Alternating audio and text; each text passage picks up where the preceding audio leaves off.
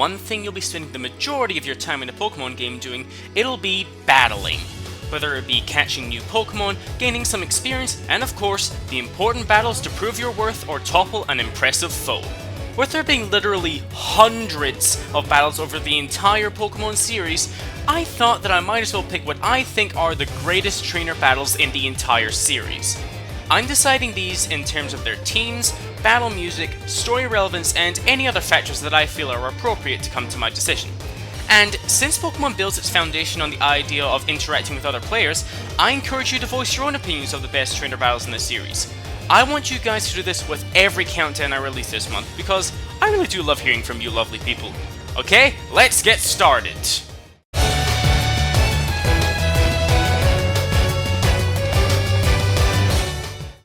Always good to start with a little controversy of opinion.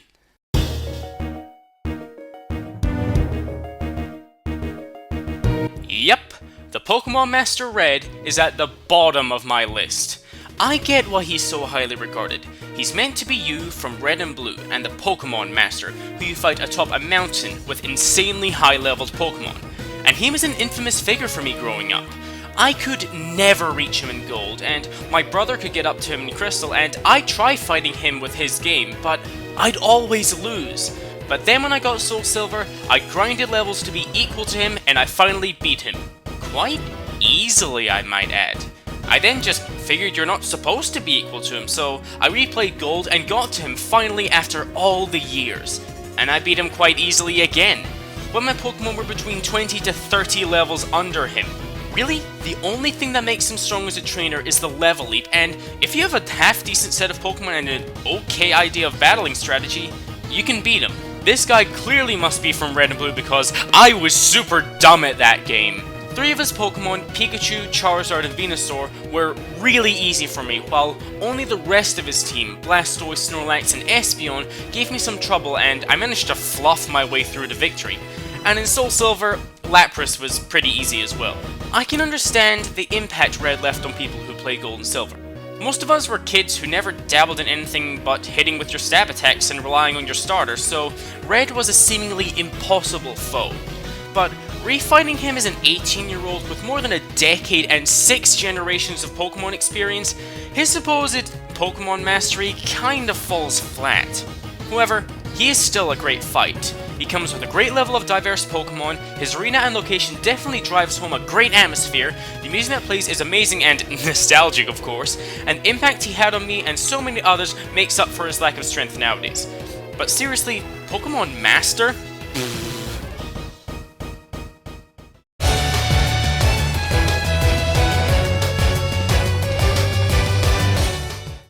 I know what a lot of you are going to say about me putting Red at only number 10. I disagree. Ooh, nice segue. Frickin' Colress. What is it about him that makes fans of Pokemon love him? Is it how he looks like the Google icon? Is it how he's always coolly collected and formulated in his thoughts?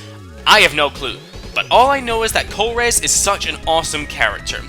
You would think finding out that he works for Team Plasma would devalue his awesomeness, but no. His awesomeness reigns supreme. Being a scientist who wants to understand how to unlock the best potential out of Pokemon, he's a very open-minded person to various strategies. If a Pokemon's potential is unlocked through cruelty and mistreating it, that's what he'll do. If a Pokemon's potential is unlocked through kindness and nurturing, that's what he'll do. Despite being part of the villainous team, his motivations are not actually evil and are more about learning and understanding the best method of raising Pokemon. I do have a lot of respect for his character. Now, you do fight him 3 times, once on Route 4, and again in the PWT, but what we're talking about here is his main battle on the Plasma Frigate. While his team isn't anything amazingly spectacular, the theming of his team is perfect, filled with a mixture of electric and steel Pokemon with some psychic types thrown in, just like a scientist from my perspective. He has a variety of movesets that can trip up some players and does give you a hell of a fight, but more importantly, I love his battle theme. I would say it's one of the most unique battle themes in Pokemon, even just considering it actually uses vocal clips. It's got a fantastic techno, electronic, and even a little dubstep feel to it, mixed with a fantastic pulse and pace, as well as a great feeling of intensity all throughout. Overall, what else can I say about this magnificent specimen of a Pokemon trainer? He's not the most amazing trainer in this series, nowhere near as famous as Red, but his fantastic character, insanely memorable battle music, and his very fitting selection of Pokemon makes a memorable and amazing battle. Now, to end this what a number of you will be saying to this entry and my later entries. I disagree. Man, that's an awesome quote.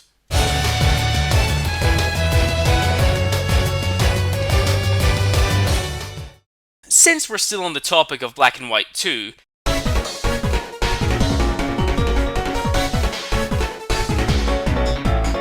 Jesus, this is one of the best rivals in Pokemon history. Rivals who were jerks like Blue or Silver weren't the most likable for me, and the same for me can be said for the friend rivals, but I feel that Hugh is a fantastic blend of these two. First of all, he's a character that I actually grew to respect and value as a friend, being brash and determined with a vendetta against Team Plasma for stealing his little sister's Pokemon. As well as being the typical rival who battles against you to see how strong you've become, he assists you in many locations story-wise, as well as teaming up with you in tag battles more often than you battle him. Did I mention I always love tag battles? His gruff and aggressive personality does come coupled with a nice deal of humility and respect. Probably what I would say is the best rival of the series. Oh shit, I went there! Now, onto the battles with him. First of all, getting to the tradition of it, this music is utterly badass. I struggle to think of a rival battle theme gets me as pumped up as this one does, and all the elements of this battle theme tie in perfectly with Hugh's character. Like all rivals, he'll have a starter Pokemon that's strong against the one you choose, as well as in this case, one of the elemental monkeys dependent on your starter Pokemon.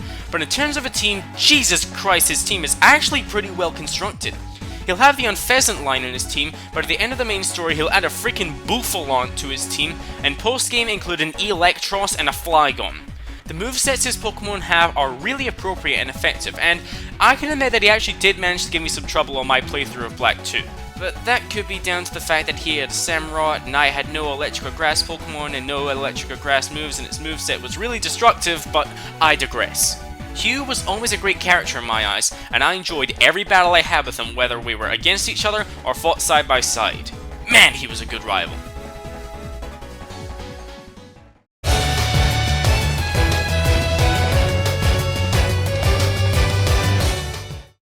I've talked about a pseudo-villain already with Colress, but let's get a real villain on the list. Cyrus of Team Galactic. To get it out of the way, this guy's a dick. He's a powerful man with a whole superiority complex that the human spirit has made people weak, and frankly he can't understand it. Instead of wanting to learn to understand it or being like any normal person and just deal with it, he wants to use the legendary Pokemon of time and space to utterly erase the universe of everything and leave a world just for himself so he can live the rest of his narcissistic life free from any trace of other people. He pretty much forcibly removes crystals from the legendary Lake Trio, which are kind of like parts of their bodies, and deceives a legion of people to pledge their loyalty to him through deceit and deception with the express intention of killing them anyway. Lord, he's an arse! Which is why battling him is so damn satisfying. To get it out of the way, battle theme is fantastic. Incredibly tense with a great bassline and melodic pattern to drive in the atmosphere, fitting in with his character with a mixture of lower and suspenseful tones mixing with the idea of Team Galactic with the space-like vibe it gives off.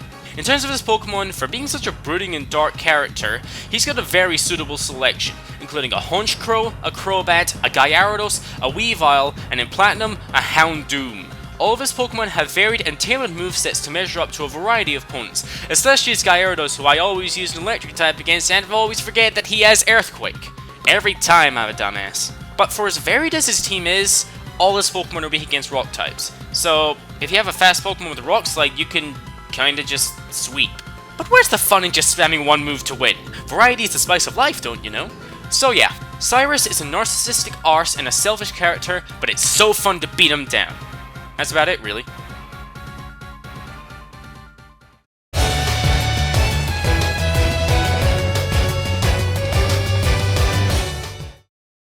I've always found it a little odd that you almost never have a father in a Pokemon game. Whether they're mysteriously missing, never mentioned or implied to be dead, it's always just you and your mom. There is only one set of games in this series where you actually have a father appearing in-game, and he's a gym leader. And it's awesome. The whole fight with Norman is built up from the beginning of your adventure, being the first actual gym you see, but not being allowed to challenge it until you have 4 badges. And when you finally reach your father, he gives you a fight worth the wait. In any version of the Hone games, his main Pokemon is a Slacking, which is almost undoubtedly the strongest Pokemon you'll have faced so far, with borderline legendary level stats and a variety of hard-hitting and versatile moves, his only drawback being that he can only attack once every 2 turns thanks to Truant. and in Ruby, Sapphire, and the remix, he has 2 of these things, as well as its pre-evolved form Vigoroth, that, while not as powerful, isn't hampered by Truant and can attack every turn. And in Emerald, he removes one of his slackings and replaces it with a Spinda to be an Annoyer with confusion-based tactics, and a Lanoon that's fast and equipped with Belly Drum to be an utter attacking force. This battle is my favorite gym battle in this series, because the purpose of the fight is not only to earn a badge. This battle is about proving yourself, to prove that you and the Pokemon you have raised are strong enough to defeat not only a gym leader, but your own father, who comes at you with incredibly powerful Pokemon and strategies that can throw people for a loop. This gym leader was more than just a simple tough trainer in an area for you to fight. He was the first gym leader in my eyes to be a fully fledged character, with characteristics other than just being a trainer for you to win a badge from. And the scene after you beat him in Oras is really amazing for me. My favorite gym leader and gym battle in the series.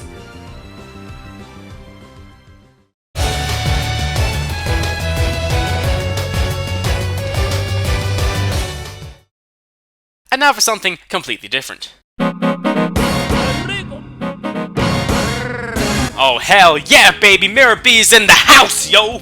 I know that this is an insanely weird choice for this list, but just look at this guy! He may not be super imposing in appearance or be super cool looking by conventional ways, but he's just so damn ridiculous! He wears flashy disco suits, cool ass heels, has an afro style like a Pokeball, and bases his team around goddamn Ludicolo's. These things! Sombrero wearing pineapple ducks! He's all about the dancing, and that plays into his fighting style, relying on rain dance to buff his team and make them an insanely brutal attacking force. Since Ludicolo has a great set of resistances and an awkward set of weaknesses, coupled with a variety of movesets with a crap ton of surprises, he can actually be a really competent trainer, and his battle theme, oh, it's just like Arceus' gift to man. His Colosseum battle theme is just so ridiculous and stupid sounding that it's hilarious every time you see it. It's Mexican mariachi music in Pokemon. What's not to love? And his XD battle theme is like, oh. This piece of music alone convinced me to get XD. Just take a listen.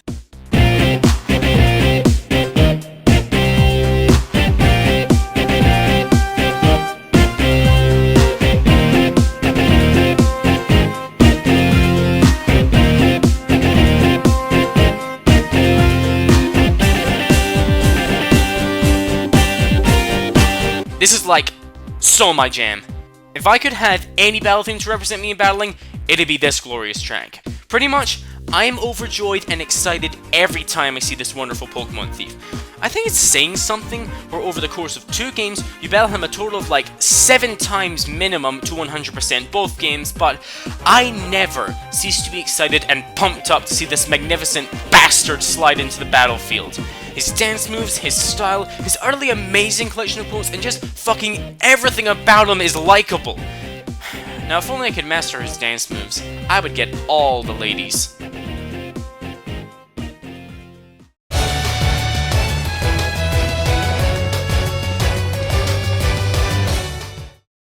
Conveniently not had a champion yet, huh? Well, no more! Possibly down to a gameplay basics, the greatest and most imposing champion of them all, Cynthia. She was the very first female champion of the series, and lordy lordy lordy she made her presence in the Pokemon series felt, even to the point of being the super boss of all Gen 5 games. Even when you enter a champion room in Diamond, Pearl, and Platinum, you immediately feel the tension when that piano starts. Potentially the most intimidated by a champion I have ever been. And when her battle theme starts, you know that you are in for one hard fight. The pounding percussion, the tense techno arpeggios, and the fast driving pace of this track makes you practically fear this champion. And out of almost any team any champion has had, she has the most diverse and powerful set of Pokemon. I pretty much fear the power of this team, especially in the PWT. A Spiritomb with no weaknesses and a mixture of hard-hitting special attacks. A Roserade with toxic and tons of diversity as well as tons of special defense. An all-out attacking hard-hitting Lucario with priority moves for quick finishes. A Milotic with great defenses and offenses. Either a bulky as hell Gastrodon or a powerful Togekiss, and all wrapped up with a goddamn Garchomp that will make you cry from how fast and strong it is. While most champions I can defeat even while fluffing around, I cannot fluff around with Cynthia. She's easily the strongest and most difficult to defeat champion in the series, especially when I did a ghost type only run of Platinum. I was so goddamn proud when I beat her. And that's why I love her. The impression she makes is so lasting and so exuberant that you will never forget her. What with the atmosphere of the battle and the destruction she can lay in your team, and of course, beating her is so intensely satisfying. Unfortunately though, she's not my favorite champion. That's up next, but god damn it, Cynthia was so memorable. But not just for her team either. I deeply apologize, people. I'll just slap myself right now so you guys don't have to in the comments.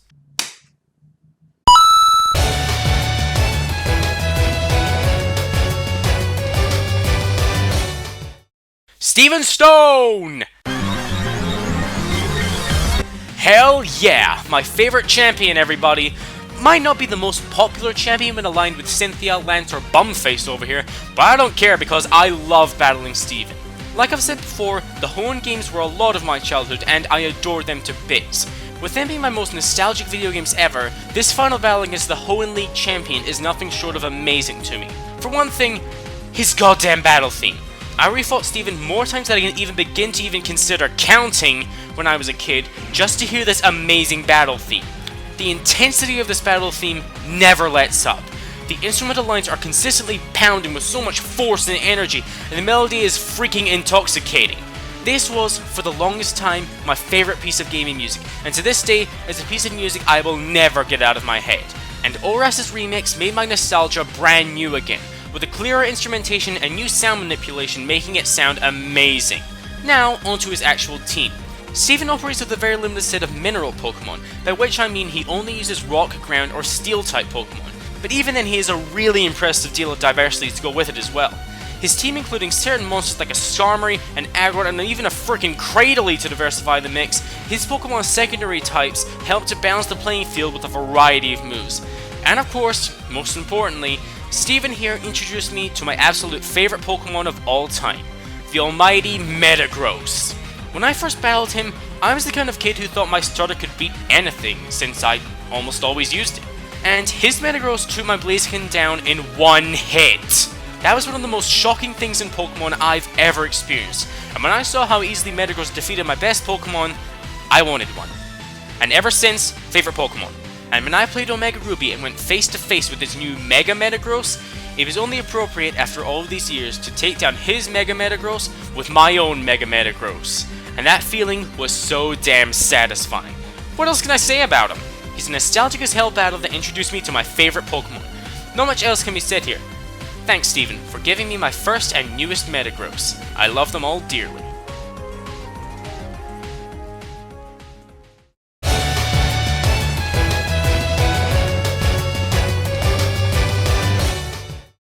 In Ruby, Sapphire, and Emerald, I must unfortunately say that the rivals were pretty damn underwhelming. May was decent enough, but left not that heavy an impact, and your other kinda not really rival Wally made like almost no impact on me whatsoever. When I got Omega Ruby in November, I expected nothing different, and May was just that, other than being a bit more of an engaging character from my perspective, but her role as a rival was the same, and Wally was...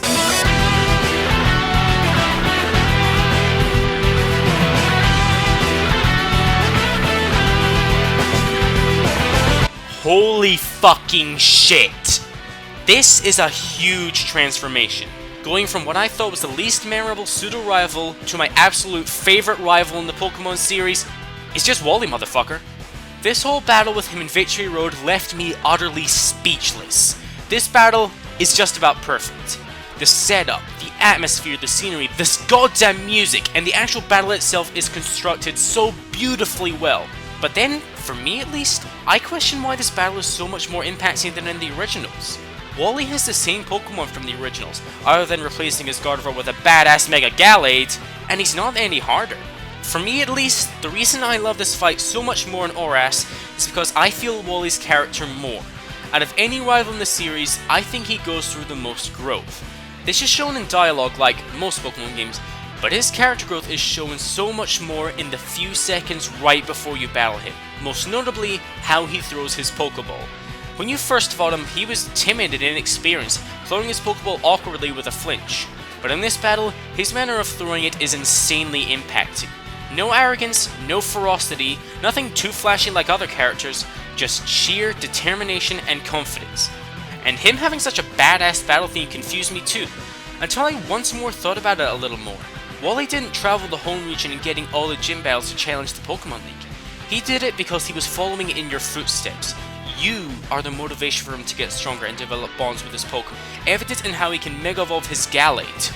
Like how you prove your strength to Norman and Steven, Wally wants to prove himself to you. His battle theme is not only a reflection of his growth and strength, it's also a reflection of his perception of you. An amazing trainer who was there to help him catch his first Pokemon and motivated him to be stronger, to prove himself worthy to be your rival.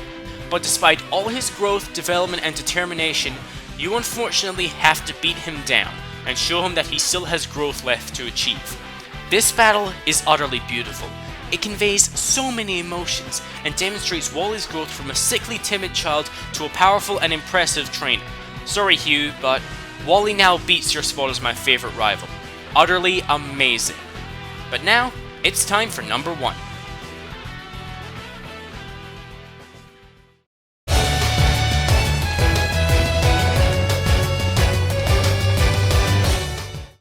You might find it odd that not a single trainer battle from my favorite Pokemon game, Pokemon White, has appeared at all in this entire countdown.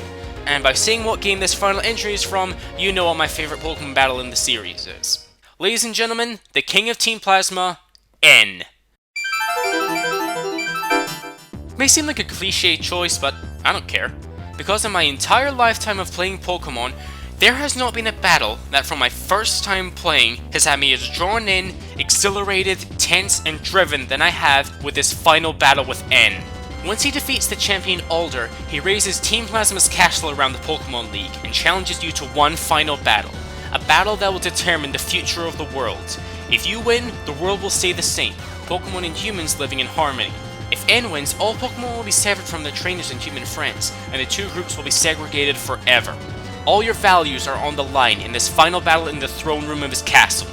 Unlike most other final battles where your opponent is meant to be clearly superior or at least act like a superior, N considers you his equal, his only equal in terms of both your convictions as well as your wholehearted belief in your cause, exemplified in both of you wielding the opposing legendary dragons of Unova. Shit hits the fan right from the start, as the legendary dragon that you just captured is sent head to head against N's dragon, which is by default stronger than yours. The first part of this battle is Mascot Legendary on Mascot Legendary, something that's unheard of in a main story. A perfect indication of the sheer intensity and dramatic nature of this fight. Once the legendary Pokemon is out of the way, you have the rest of his team to deal with, and the variety is quite impressive. A Caracosta that's hard-hitting and with its ability is guaranteed to get at least one powerful move in. An Archeops, which is a fearsome foe to face off against with its insanely good stats. A Klinklang with a variety of powerful special attacks. A Vanillux that's honestly the weakest of his team, and a Zoroark that will disguise itself as other members of his team to cause you to make the wrong switch in and get hit by a hard attack you're weak against. The atmosphere of this battle is absolutely unmatched, the battlefield driving home the final battlefield, and the music, which is still to this day my favorite battle theme in all of Pokemon, ties everything all together. The variety of instrumentation, the fast yet fluctuating pace, the harsh intense dynamics and flow, as well as the sheer pure intensity of this battle track, practically screams the idea of a final conflict. To me, this is the perfect Pokemon battle. This final battle is built up throughout the majority of this game's magnificent story, you feel totally invested in this final battle, and it hits every nail in the Pokemon battle quota on the head. Great atmosphere, godlike music, a variety of opponents, and a satisfying level of difficulty and fairness. I'm the Speedster, and PokeMonth is just beginning.